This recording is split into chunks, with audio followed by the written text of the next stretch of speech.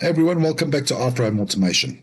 Today we're taking this tiny Sonoff button, adding it to Zigbee2MQTT, and turning it into the simplest and easiest way to control your pool pump through Home Assistant. Now this is very simple in eWeLink using scenes, but in Home Assistant it's not as straightforward.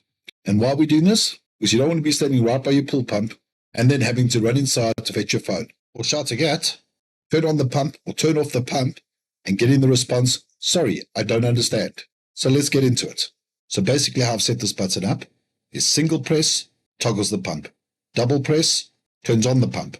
Long press, turns off the pump. The last two are kind of redundant, but as I don't have any uses for them at the moment, I've just set them up that way. When I'm backwashing or rinsing, I'm already at the pump. You need to start and stop it quickly while switching valves. And doing that on your phone? Nah. Wet hands, dirty hands, phone inside, app loading, no thanks. The button is here. Easy access, ready to tap. Press done. So first we add this little Sonoff button through Zigbee2MQTT. I prefer Zigbee2MQTT to ZHA because I find it supports a larger range of Zigbee products and is just generally better than ZHA. If you disagree, please tell me in the comments. You put into Peri mode, it joins fast, no drama, and once added, we create a template sensor to capture the button's actions. So here in templates.yaml, this template pulls the action, battery, voltage, link quality, and last seen. It even logs the battery and signal strength. Because we all know, in smart homes, diagnostics is half the fun. Then we jump into Node-RED. Here's my exact flow, clean and simple. First we have a state node. Here we're monitoring the sensor, pull pump button action. Now here I would generally select output on connect, but for this we don't want that. Because every time you restart Node-RED, if the action is a single press, a double press, or long press, it's going to action that. So we just leave that off. Over in the switch node, we have single, double, long.